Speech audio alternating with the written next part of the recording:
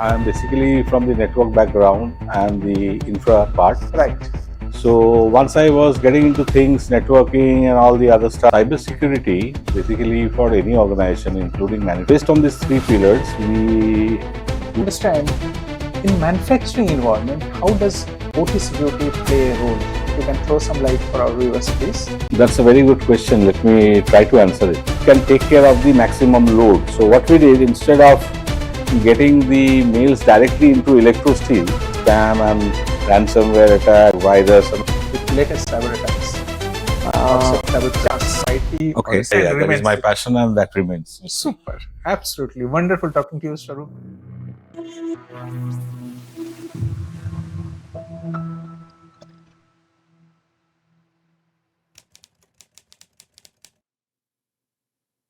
Hello, everyone. Welcome to another episode of Secure Talk by NK Mehta. As you know, this channel is dedicated to raising cybersecurity awareness related to cybersecurity, data security, and personal security, whether it is work or in personal life. And today we have a very interesting guest, Mr. Swarup Roy. Hello, Mr. Mehta. He is General Manager IT, and we are doing this podcast shoot from the city of joy, Kolkata. It's my hometown also, so it's double pleasure for me. Thank you so much. Wonderful. Thank you. Thank you so much.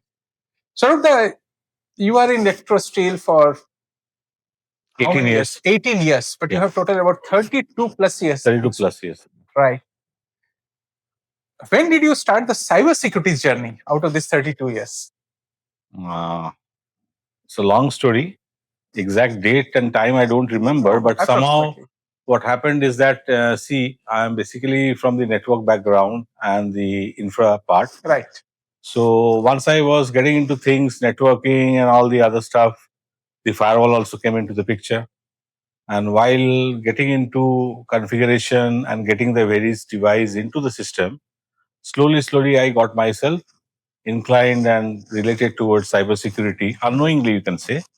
And then I had grown a passion on the subject. That has driven me so far. And it's you can say, a hunch from inside or a fire in the belly that has pulled me so long. And I was about to ask you, yeah, what is that which has attracted you towards cybersecurity? That's true. From networking. So that is what has happened with me. And then that, that learning curve and to continuously be on the cybersecurity areas, how to protect the good from the bad. Right. And what are the various avenues. So there are a lot of things, I'm sure, because you were also a stalwart in this industry. So that's how it all began. Very good, very good, very good. Sir, Electrosteel, of course, is a steel manufacturing business, right? How does cybersecurity get into steel manufacturing and all? Would you be able to throw light for our viewers, please? Yeah, sure.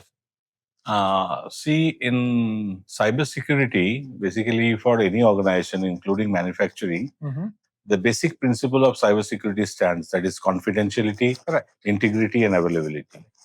So based on these three pillars, we do various implementations, keeping in front the business objectives. Right. So that is the priority. Right. The idea is to align IT and more specifically cybersecurity to business. Right. Act as a business enabler. See what is the business need, Right. and how we can protect them, so that we have a cozy environment for our users and our employees, wherein they can do their business, leave the headache of the threat parts, and continue development and innovation, and getting more and more productivity into the organization, and thereby help the company to grow. Right. That was the basic idea. Great. So that is how it came about it. And while talking about cybersecurity, let me touch upon a few things. Like the buzzword today is zero trust, right? So we follow the zero trust architecture to the level possible. See, it's a journey, right? So we have started at a point. Till now, we have done a few milestones, but there are yet to do a lot of things which are still coming up, and it's back of my mind. And I really thankful to my management, the entire management of Electrosteel, who really guides and helps us, encourages us to come forward with new ideas and new innovative things, such that it can act as a business enabler and help Electrosteel to perform better in a secured and protected environment. So first and foremost is defense in depth. That is what we practice. By defense in depth, you can understand like we have various segments and parameters. It is again aligned with zero trust. So you don't trust anyone, but whenever you're giving access, you try to keep it to the least possible one. So the second point comes up as the least possible access, the least privilege. Okay. More importantly, segregation of duties. There's a lot of companies or organizations, including us as well. Initially, we had found that a maker checker concept was not there. A requester is an approver, right? So that is not to be, right? So to have a proper system, we have aligned roles and responsibilities, and segregation of roles is also made available to the users so that a proper structured environment can be followed. And last but not the least is security by design. So whenever you are designing any product or any application or any development, security must be built in it. It should not be as an afterthought, like everything is done, the product is ready, and then you think about security. No, it should not be. So right from the goal, right from the designing or maybe the initiation of the idea, you should build security at every step. Very nice. Very nice. That is how we look at it. Sharupda, one thing I will admire when I talk to so many CTOs, CIOs, security in banking industry or pharma industry or R&D centers is fine. We all understand. But in manufacturing, I get this basically, I will say little bit, I will say reservations from CTOs, CIOs, CISOs that we have tough time convincing our management for implementing security because they don't see ROI in manufacturing industry. You don't face that problem, it seems. Not really, not really. Let me tell you, our management is very sporting in this regard, and more importantly, they understand the importance of security in these days. Okay, because every time you need to be alert, and whatever step you take, you need to be sure. Like, will anything bad happen to our organization, to the name of the organization, or some attack might be coming in? Right. So you have to pause, have a zero trust, and then verify. Okay, so we call it POV. Right. That is what I preach internally also. I forgot to mention awareness. Okay, that is also a very, very important part of cybersecurity, because in a people, process, and technology, the weakest link is people, right? We all know.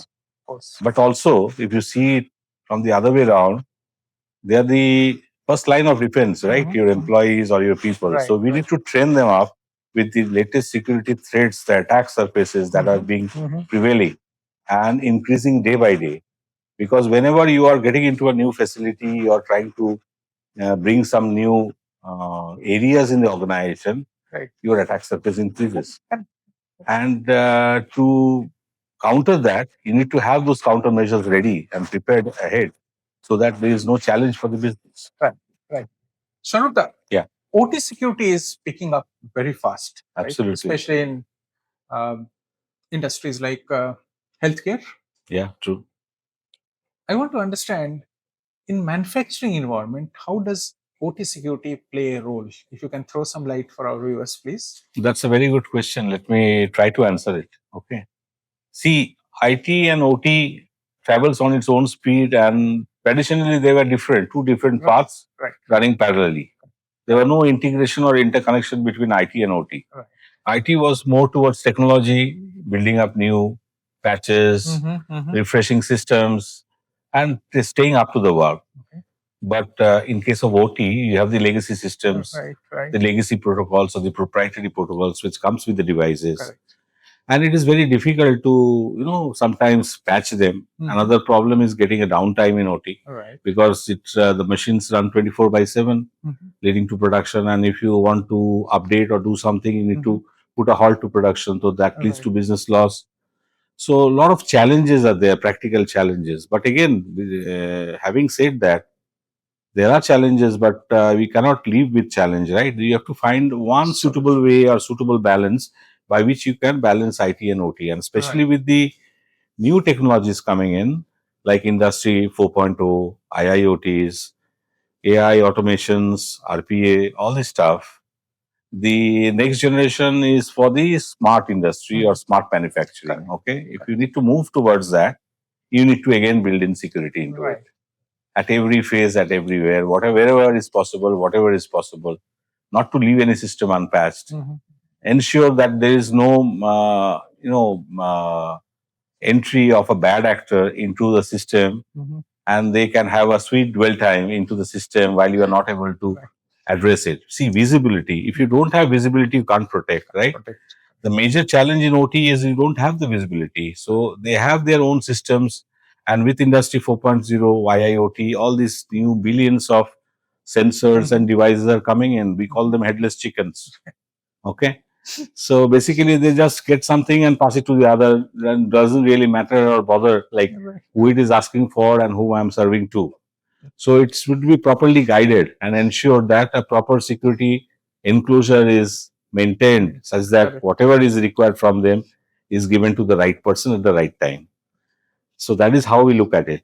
So it's a long journey. It will take some time, and we are onto it.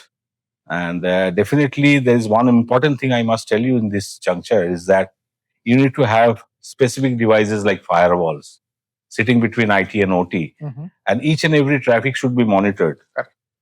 So apart from that, the device security also comes into picture. So there is a lot way to go into it. But headless chicken comparison was really good. So you have a 32 plus years of experience. Of course, IT. 32 years back, there was nothing called cybersecurity, but it has evolved recently. I would like to understand, with your vast experience, what is one major incident which you still remember? I'm talking about cybersecurity incident, which you still remember, which you avoided, and what are the lessons learned from it? No, it's not really. I need to think a bit. Well, let me tell you. While I joined this organization, the IT spread was not much. Okay, so a lot of things had to be done. Right. Both in terms of connectivity, the network spread, the infra, and of course cybersecurity. It wasn't prevailing at that time. It was a new idea which has come into the bench. And while doing so, I came across the phishing attacks. Okay. As you understand, in today's days, the majority of the attacks are through this phishing domain. Okay. So that is the easiest way to, lure an individual who is unknowingly clicking on a link or opening an attachment or trusting an unsolicited source. So it is very important, and we feel that apart from the awareness training and whatever we do, share the posters and all, that we keep on doing. And we thought that why not put in a system which can take care of the maximum load. So what we did, instead of getting the mails directly into Electrosteel, we got a cloud-based security solution where we pointed our MX and got the majority of the junk and spam and ransomware attack, virus and whatnot, IP reputation, business email compromise, all this stuff. This is a huge thing, huge gamut of protection which is there. And this is being taken care very sweetly and very nicely. And touchwood, in today's date, let me tell you, I hardly see a spam in my mailbox. So that is the result. Super. Absolutely wonderful hearing. Swarup, you will be having a lot of third-party suppliers. Absolutely. I understand in manufacturing, a lot of third-party suppliers. So how do you take care of this, I will say, supply chain risk, which most companies face? That brings me to cyber risk management. Where while onboarding a third party or to prevent a software supply chain attack, you need to evaluate a third party. Okay, it's a kind of assessment. You need to check their security posture. How is their thought process? How good their systems are laid down? Whether it is protected, they have some security measures, and you have to do a proper risk assessment with them. And in terms of risk assessment, let me tell you, the kind of supplier or the kind of third party which you are dealing with, you have to categorize the risk. It may be a high risk, it may be a medium risk, or a low risk. So based on the risk category or risk level, you need to have some security measures in place and accordingly have the terms and conditions set with them. That is the most important part. So while freezing a contract with a third party, you need to ensure security obligation with them so that the data is protected, and there should be audit allowance in case if it is required. The third party should allow us to go and audit their environment. And moreover, most importantly, there should be a penalty clause or an indemnity clause such that in case any breach attack happens, we should be, and if it is found out that this is due to their negligence, this has happened, so that a penalty can be imposed. So if we do it in such a way, they will also be alert, and accordingly, that will lead to a proper handshaking. And there are a couple of other steps as well, like tabletop exercises, including the third party. Maybe you do a red teaming, or maybe you integrate it with your SOC and get their devices checked as well while getting yours done. Very nice. It's wonderful to see somebody in manufacturing industry so cyber aware, because normally I Thank you so much. People in IT, ITS, or a banking, or in pharma are quite aware about cybersecurity risk. And this is my passion, Mr. Mehta, as I told you. I could see that. Great. So I know it's a passion for you. So what advice you would like to give to future IT leaders who want to make a career in manufacturing? What skills they should have to have some leader like you in manufacturing? There are a couple of things, but what I feel most important is build a security culture in the organization. So you need to build a security culture such that each and every employee knows their part and share the responsibility. It's a shared responsibility. It is not an IT job, right? Security is something that has to be taken care from every corners by every individual. So accordingly, a part needs to be played by individual in their respective areas. So that is one very important thing. And they must have the skill of understanding security, the roadmap, what is lying ahead, and cross-functional interaction with the various leaders or HODs of the various departments, and discuss security at length with them. Okay, like apart from the IT facilities, what all security features needs to be built into the system to make it foolproof. Whatever possible. Sure. So then, last question before we come to this part of the talk show. How do you see cybersecurity shaping up in 2025 and beyond, especially in manufacturing industry? And what are some technology which you will recommend other organizations to look into to better protect themselves? Okay. So, first of all, going forward, Industry 3.4 is already there. Automations, AI, by the way, is the most important thing. Let me talk a bit about AI. Okay. So no talk goes without AI. No talk goes without AI. So we started with AI, then Gen AI came, and now we are into agentic AI. Okay. I don't know what is the roadmap ahead. So the future leaders should understand this importance. Going forward, this should be inbuilt in the system such that this can take care of the entire gamut of things. And along with AI, let me tell you that AI, we use a terminology, something like that, cybersecurity for AI and AI for cybersecurity. Very good. So it is something like that. You build cybersecurity into AI such that whatever agents or whatever modules or whatever data crunching you're doing in the LLMs is protected. There is no AI poisoning which is happening. There is no API manipulation. That is also one important area. So there are a lot of things that needs to be built into AI before it is put into production. There's a lot of checks and balance to be done. And again, when I call cybersecurity, AI for cybersecurity, is that with cybersecurity now AI is inbuilt, such that to fight the bad actors, you need to have that kind of a weapon in your armor, so that you can fight them at the same space and same speed. And for that, you require AI, right? So that is how it's. This cyber attacker also have access to the same AI tools, absolutely, same technology, what protectors have. So this is like a chicken and egg story. Yes, absolutely, absolutely. And this is something you need to be, ready for.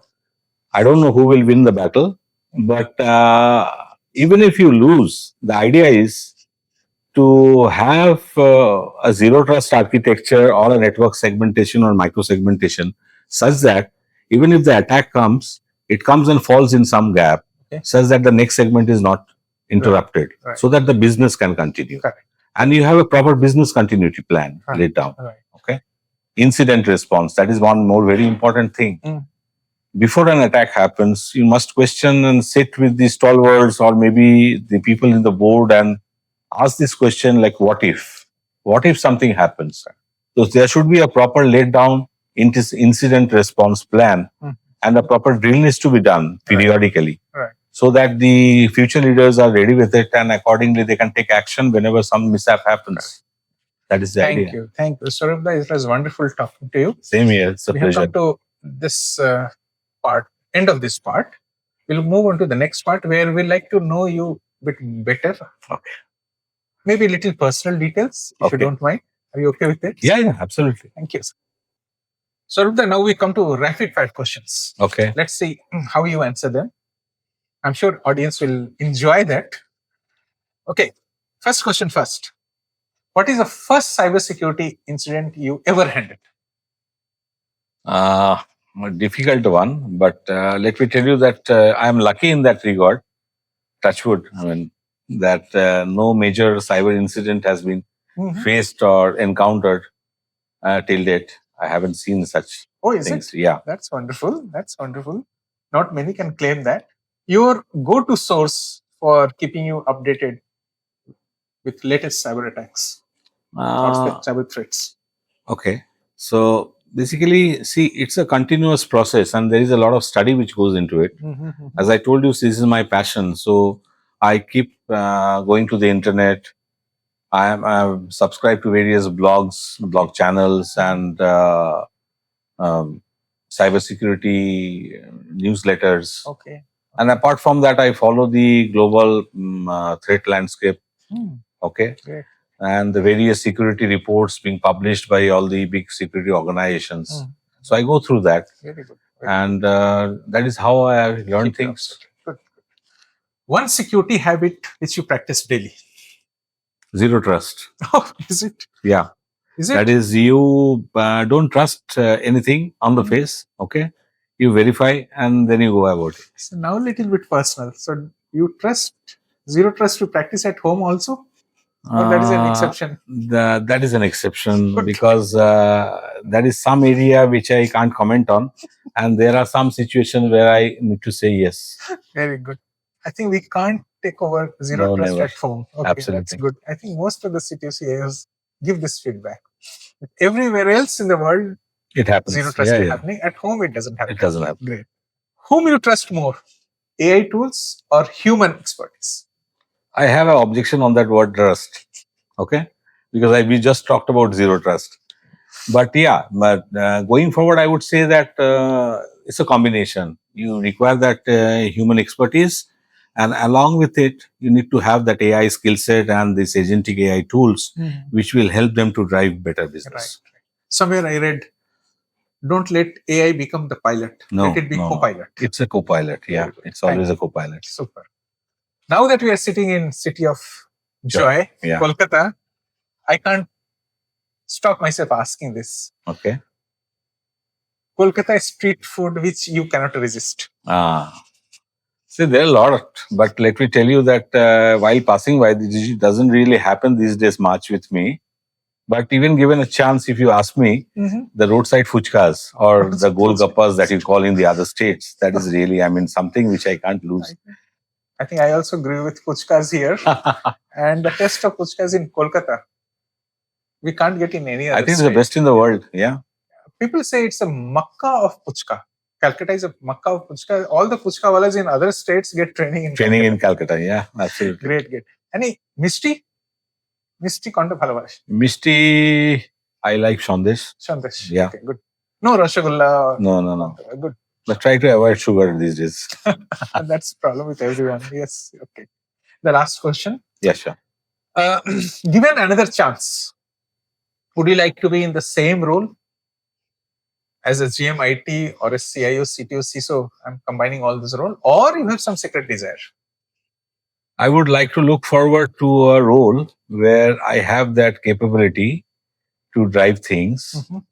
Okay, I will not go with any profile or designation, but I will go with my passion. That is, whatever I do, I will do it in cybersecurity. Oh, in cybersecurity. Okay. So that is Cybersecurity is your the passion and that is remains my with you. passion, and that remains. Super. Absolutely wonderful talking to you, Swarup. It Thank has you, been Mataji. a real pleasure. I'm sure our viewers also enjoyed talking to you. Thank you. Thank you so much. Hope It to was see you in wonderful some other talking. next episode. Yeah, sure. Thank Thank you so much.